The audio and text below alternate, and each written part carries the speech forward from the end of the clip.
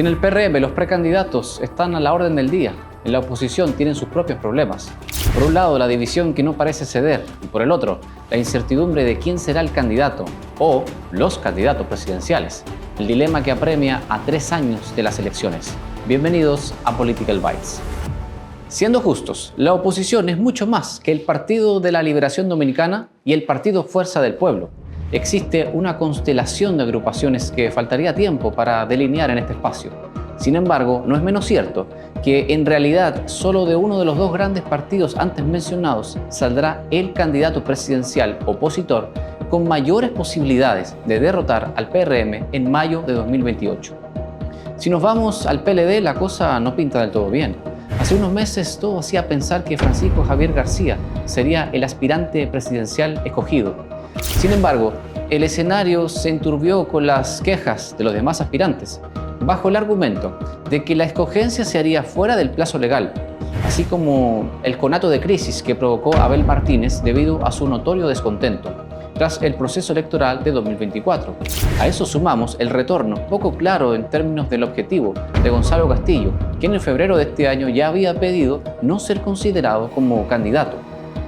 A pesar de esto, Danilo Medina ha hecho esfuerzos evidentes de reencauzar a su partido, en conjunto con el secretario general Johnny Pujols, quienes han afirmado que la organización morada ha vuelto a ser ponderado favorablemente por la opinión pública, llegando incluso, siempre según sus voceros, a ser el partido número 2 del país, solo detrás del PRM.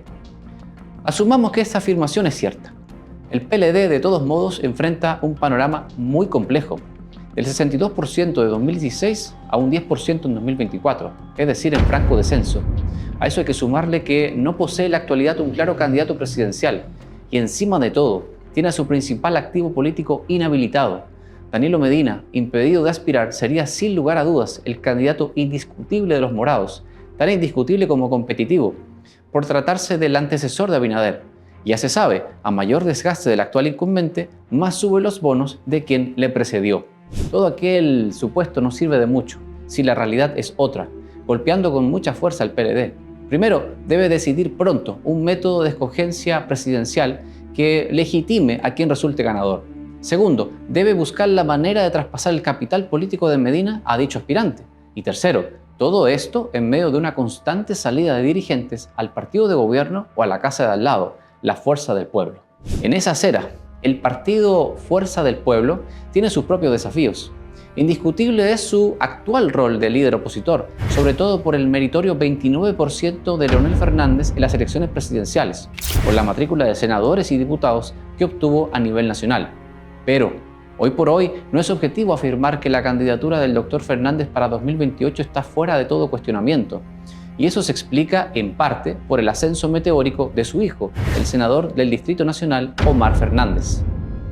Padre e hijo tienen posibilidades reales de hacerse con la candidatura presidencial. En el caso del expresidente Leonel Fernández, por razones más que lógicas: 3 veces mandatario, 5 veces candidato y con un nada despreciable 1.2 millones de votos a su favor en la más reciente competencia electoral. En cuanto a sus desventajas, un rechazo duro lo acompaña como una sombra, en adición al desgaste natural de una figura que ha gravitado en la primera línea de la política dominicana por más de 30 años. En cuanto a su hijo, el senador Omar Fernández, es una carrera, aunque joven, libre de baches.